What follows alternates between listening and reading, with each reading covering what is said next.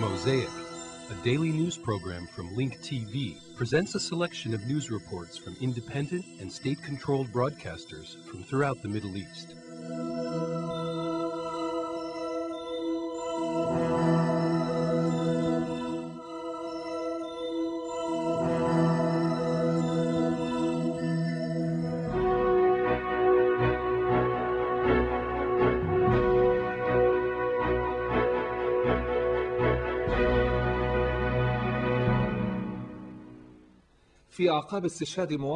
Following the martyrdom of a civilian in northern Gaza and 3 others in Nablus, the Palestinian Authority and the Fatah movement condemned the Israeli occupation forces' continued practice of assassinations. They view this dangerous escalation as a threat to the calm atmosphere, and they called for an immediate end to it.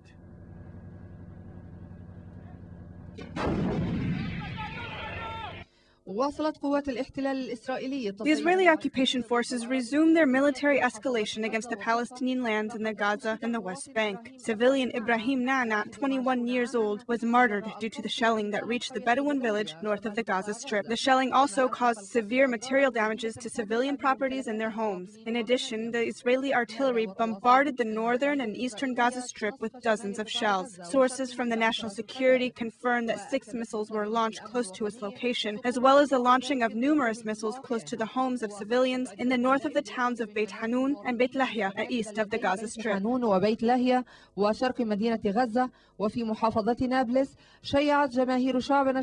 In Nablus, dozens of our people held a funeral procession for the 3 martyrs that were killed during the aggression that the occupation forces undertook in the city of Nablus. The martyrs are Anas Ahmed Mahmoud al-Sheikh, 24 years old, from the town of Sanaria, southeast of Qalqilia, and Ahmed Abdel Raouf Mustafa Khalid al-Jayusi, 25 years old, from the town of Jayus, northeast of Qalqilia, and Bashar Abdel Latif Hanini, 29 years old, from the town of Beit Furiq, east of Nablus. وكانت قوات الاحتلال هاجمت منطقة الجنيد غرب مدينة نابلس. The occupation forces attacked the area of Junaid west of the city of Nablus and surrounded a building that was under construction near the university and assassinated 3 young men. As a result, the city of Nablus witnessed a commercial strike as a way to express condolences for the martyrs. The Palestinian Authority condemned the practiced assassinations by the Israeli occupation forces in the Palestinian lands. An official source from the Palestinian Authority announced the Palestinian Authority's condemnation of the chain of assassinations and considered it to be a dangerous escalation that will harm the calm atmosphere. The PA also demanded from the Israeli government to stop this escalation and stop putting obstacles in the way of efforts put forth by Arabs and the international community to stop the deterioration of the situation in general. In this framework, the Palestinian National Liberation Movement, Fatah, today condemned the continued Israeli policy of assassinations and brutal elimination and the arrests it launched against our people in different West Bank cities. This is in addition to the policy of military escalation and bombardment by mortar shells that target areas in the north and east of the northern Gaza Strip. Fatah released a statement urging the international community, the American administration, and International Quartet Committee to immediately intervene to stop the Israeli escalation.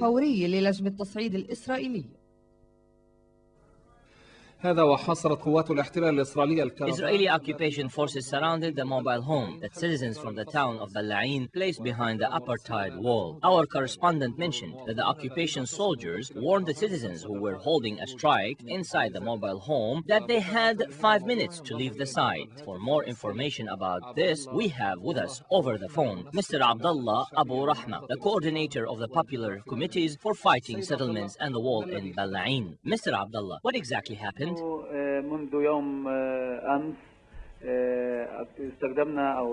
Since yesterday we have been using a mobile home and we put it on our lands nearby a settlement that was built on our land. We wanted to express to the world that this land is our land, and we put the mobile home here to emphasize that these settlements are built on our lands illegally. منذ صباح أمس العديد من الوفود والسيارات والقادة العسكرية يأتون إلينا. Yesterday morning, a number of groups and military vehicles approached us and told us to leave the area. We refused and remained there with a number of Israeli and international peace activists and our friends from Qayyam. ومن ثم استمررنا في ذلك اليوم لن نفارق. We've been staying in the mobile home since yesterday and we remain here today. We raised the Palestinian flag on it and it is only about 50 meters away from the settlement that was built on our land. Today the military vehicles came around 7 in the evening and demanded us to leave the area.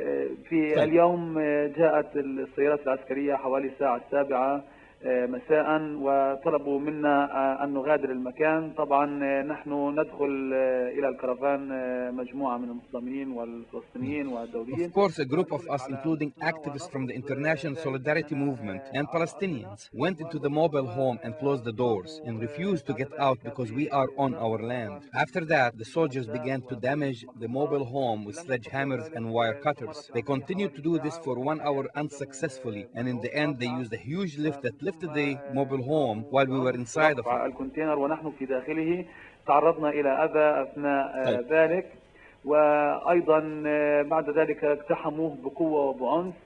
Some of us were injured during the process. Then they raided us forcefully and violently. The soldiers forced about 50 international, Israeli, and Palestinian peace activists who were in the village supporting us to leave. Then they beat us violently. We, the Palestinians who were inside, managed to escape. However, the 8 Israelis that were with us got arrested.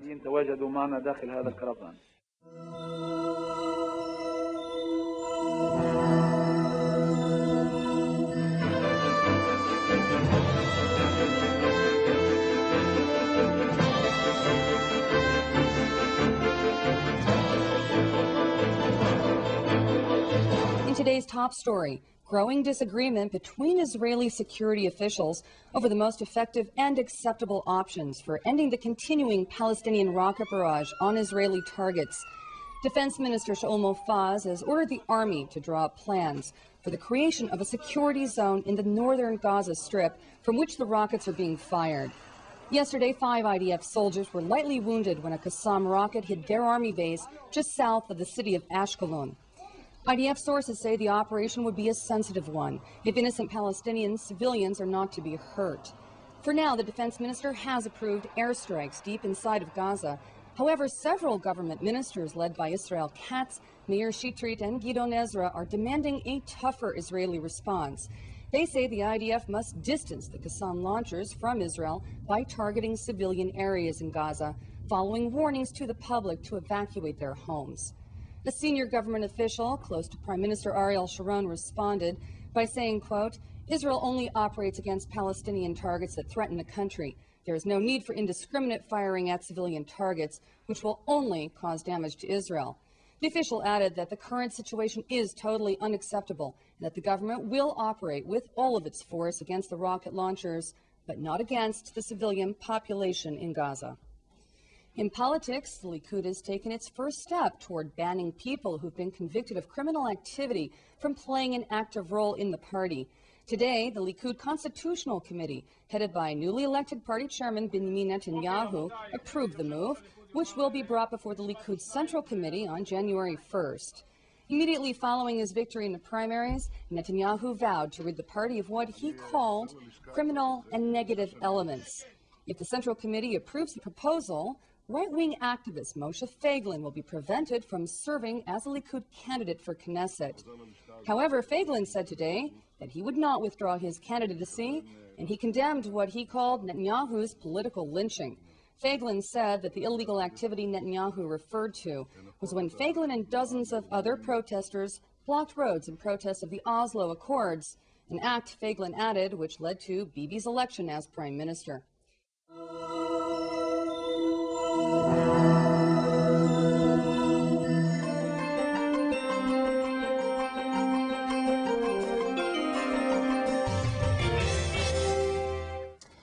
Parents of Lebanese detainees in Syrian prisons asked for the creation of an international investigation to probe the cases of Lebanese captives in Syria. Parents joined youth groups in the Freedom Camp at the Martyrs Square yesterday and voiced for unveiling the truth in all pending issues between Lebanon and Syria. The details with Yumna Tayyara. The Lebanese-Syrian Commission, charged with investigating the Lebanese detainees in Syrian prisons, reached a dead end on Wednesday, as it was unable to solve the issue of the missing Lebanese arbitrarily arrested by the Syrian intelligence services. Since April 11th, at least 700 families have sat in next to the Esqua building in downtown Beirut, asking for the whereabouts of their loved ones. Families were hoping that the Syrian authorities would release some prisoners on the holidays, as they did on Al-Fitr holiday.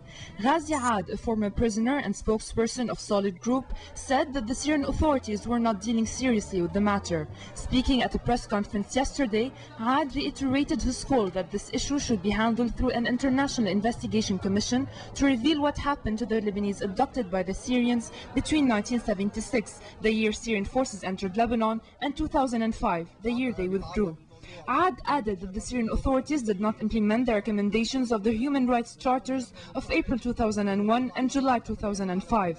After the press conference, Aad and the families of the prisoners submitted a communique to General Ilyas Dawood, head of the Guard of Esqua, Osman Dalloul, Judiciary Advisor of the Prime Minister, and Victor Daher, the Parliament's Secretary General. A copy of the communique requesting the internationalization of the issue should be handed in to the UN Secretary General Kofi Annan and to Prime Minister Fouad Sanyura. Meanwhile, parents of the detainees joined the Freedom Camp sit-in Martyrs Square. And in a bid to show what the detainees go through in the Syrian prisons, 2 former detainees locked themselves up in a prison cage in the middle of the square and displayed whips symbolizing torture in the Syrian prisons.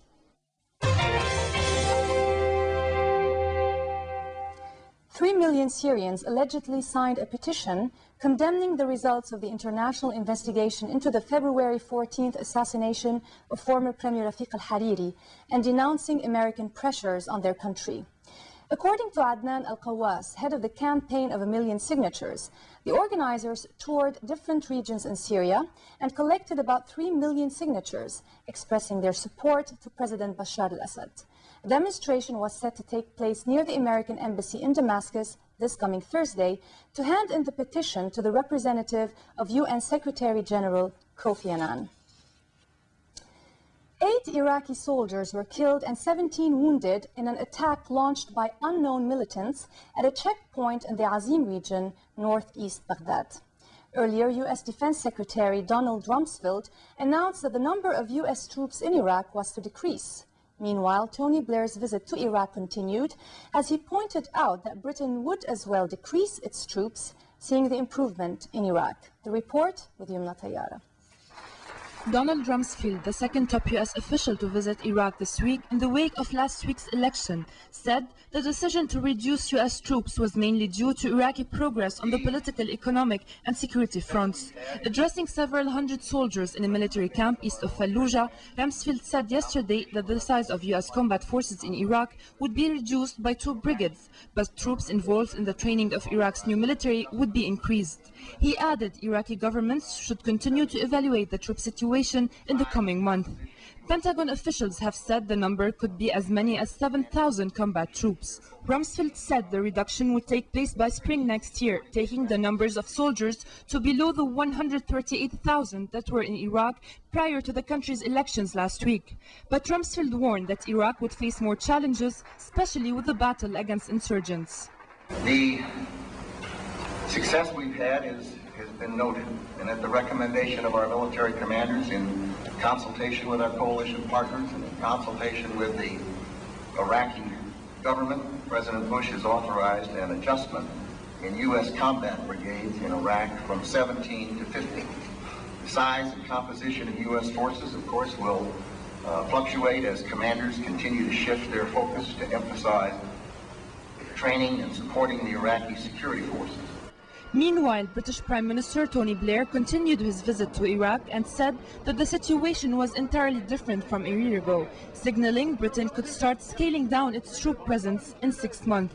Blair met U.S. and British military chiefs to discuss the security situation after last week's Iraqi election. British officials would not publicly discuss a timetable for troops withdrawal, but have linked it to Iraqi forces' ability to confront the insurgency that sprang up after the invasion. Britain has said it would be prepared to lead a NATO expansion into Afghanistan next year, expanding its force there from 9,000 to 15,000 troops. The unbearable heat will not keep Australians this year from keeping up the Christmas spirit around the country. With 35 degrees heat in the air, Australians received Christmas with reindeers and snowmen, as well as Santa Claus statues all over the country. Politicians got in the festive mood as well, with the New South Wales State Parliament building and the State Library, all decorated with pink lights and stars.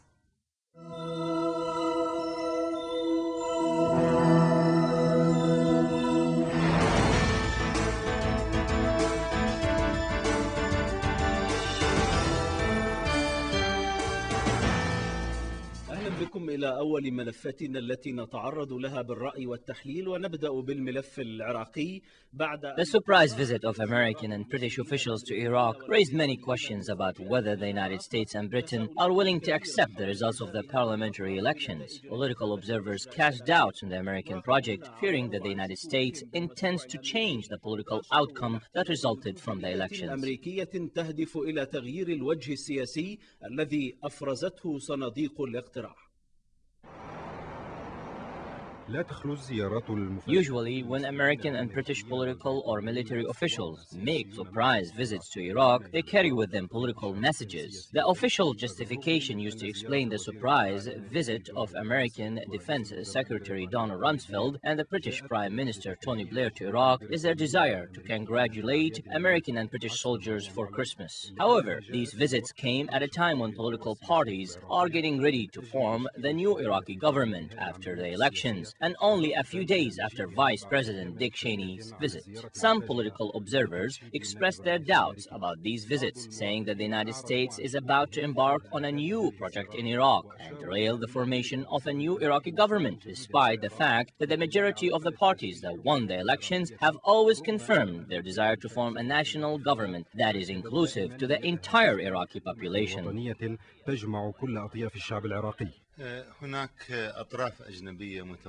There are a lot of foreign parties in Iraq that are trying to change the outcome of the elections because they have strange assumptions that the United Iraqi Alliance wants to form a religious government.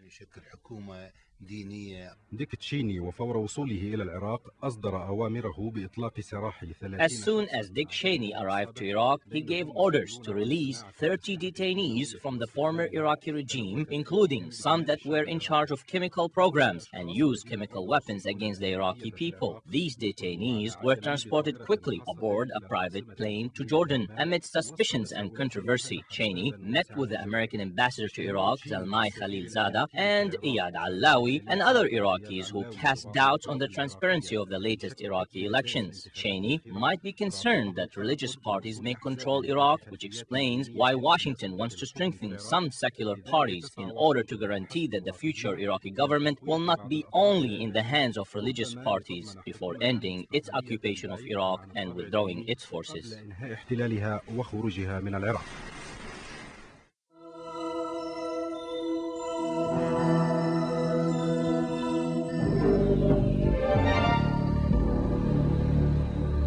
In Baghdad, groups and forces that refused to recognize the parliamentary election results held demonstrations to protest the initial and incomplete results of the elections that were declared by the Independent Higher Electoral Commission, which said it will announce the final results in a matter of days. These results indicate that United Iraqi Alliance won in Baghdad and in 9 provinces in southern Iraq. The initial results disappointed dozens of parties, groups, and national Iraqi forces, especially the Sunnis, who hoped to gain more seats in the parliament.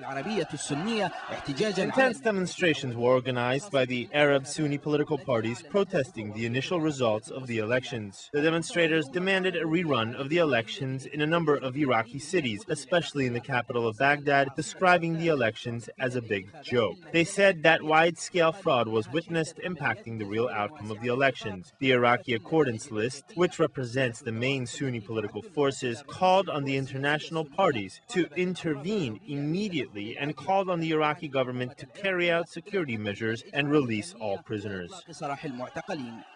We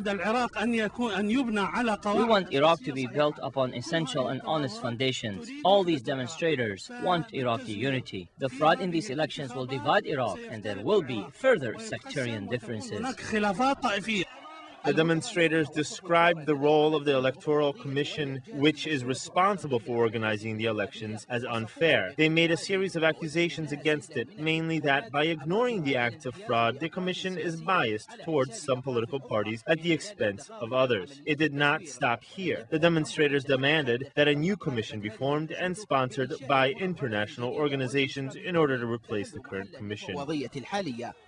We will use all possible ways and use all peaceful, political, and legal means to change these results because they do not represent what the people of Iraq want. The results are a distortion of what the Iraqi people want.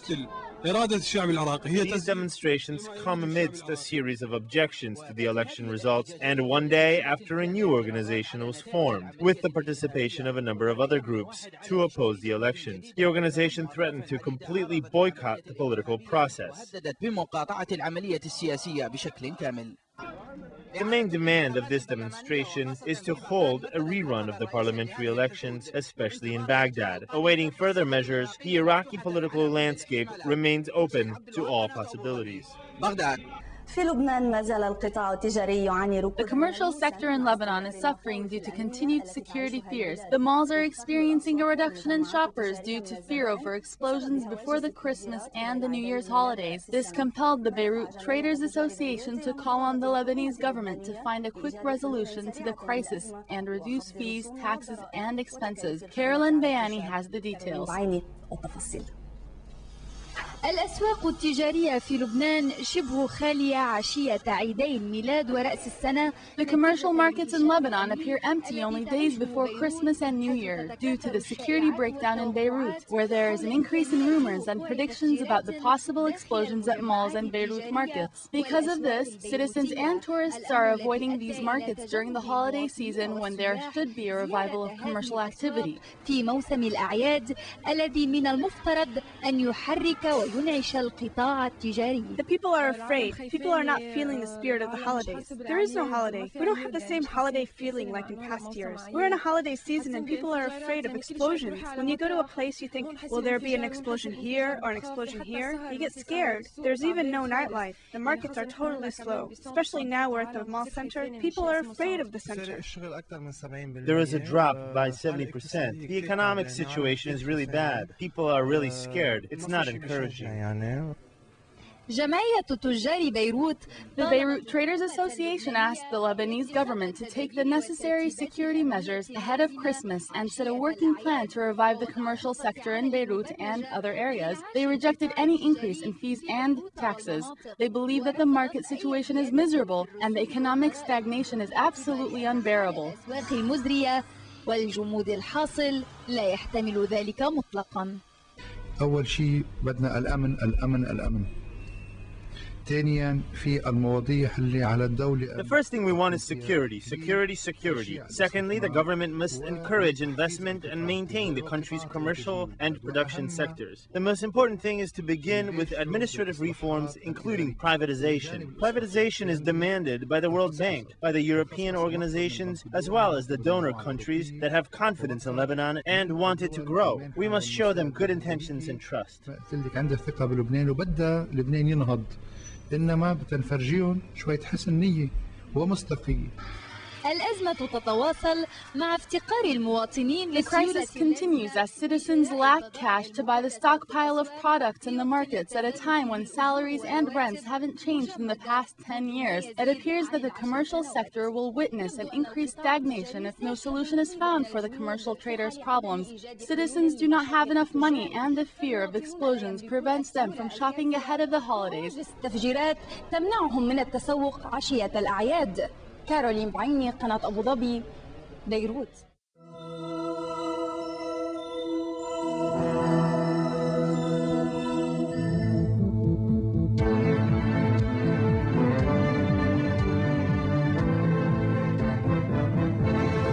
Iran and the European Union agreed on Friday to hold a new round of nuclear talks on January 18th. Diplomats in Vienna said the EU and their ally, the United States, had called for the talks to be held in the second half of January. It was the first confirmation of the date for a meeting that was announced on Wednesday. Russia will fully comply with its contract with Iran for the supply of all defense systems, Tor M1, next year. A senior Russian defense ministry official has told Itar-TASS news agency that despite objections from the United States, Russia honors its contract with Iran for the supply of the upgraded version of the Tor system. The system will protect airspace over the key state and military facilities in Iran in the first place, nuclear ones in Isfahan, Bushehr, and Tehran, and in the country's eastern parts. A court jailed a Dutch businessman for 15 years on Friday after finding him guilty of complicity in war crimes for selling chemicals to Iraq used to carry out gas attacks, but acquitted him of genocide charges. The court said Frans von Anraat, 63, supplied the raw material, knowing they would be used to make poison gas by Saddam Hussein's Iraq in the 1980 to 1988 war against Iran. A brief look at some other important stories.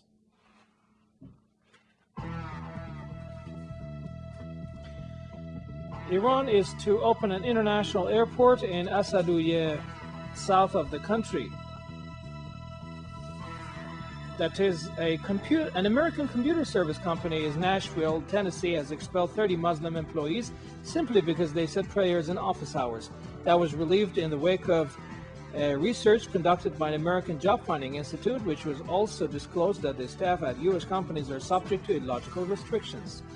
Iran is to open an international airport in Assaduye, south of the country. The airport, called Persian Gulf, will rest in Assaduye, one of Iran's key economic zones, due to the South Barth gas field lying in the region, with numerous foreign companies there. Meeting international standards, Persian Gulf Airport has a runway of 4,200 meters long and 60 meters wide.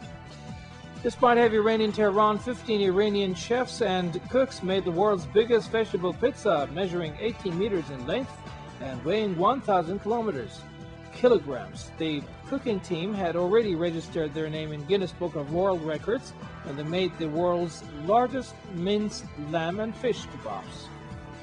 Iran's professional league reached its halfway on Friday when it saw Istiqlal of Tehran crowned the mid-season's champion above Saipa and Pos in the second and third places. Tehran's blue men secured the top point of the standings. They overpowered Barq 3-1 in Shiraz. Unlike their arch rivals, Persepolis had a bad day as they suffered a 3-2 home defeat against Sepahan. And Iran's charge d'affaires in Iraq says over 178,000 Iranian visas have been issued for Iraqi nationals this year. Hassan Kazemi Romi also announced on Friday over 500,000 Iraqi pilgrims, tradesmen, and tourists have visited Iran in 9 months since March 20th. Insurgents stormed an Iraqi army post on Friday, killing 10 soldiers and wounding 20 others. Gunmen launched a dawn assault on the roadside outpost near Adheim, north of the capital Baghdad. Al-Qaeda claimed responsibility for the attack. Meanwhile, in the same region, a suicide bomber on a bicycle killed up to 10 people at a packed Shiite mosque. A suicide bomber blew himself up outside a Shiite mosque while being searched for explosives. More than 1,000 faithful were inside for Friday prayers. But despite the continuing violence, Defense Secretary Donald Rumsfeld said the US will reduce its combat forces in Iraq by early next year. There are currently 150,000 American soldiers in the country. Rumsfeld said Iraq's progress in political, economic and security spheres was largely behind the decision. The views expressed on Mosaic are not those of Link TV or its sponsors, but of the broadcasters themselves. Mosaic is made possible by a grant from the John S. and James L. Knight Foundation, which promotes journalism excellence worldwide and invests in the vitality of 26 U.S. communities, and the William and Flora Hewlett Foundation. Additional support is provided by the Firedoll Foundation and Henry and Virgilia Dakin.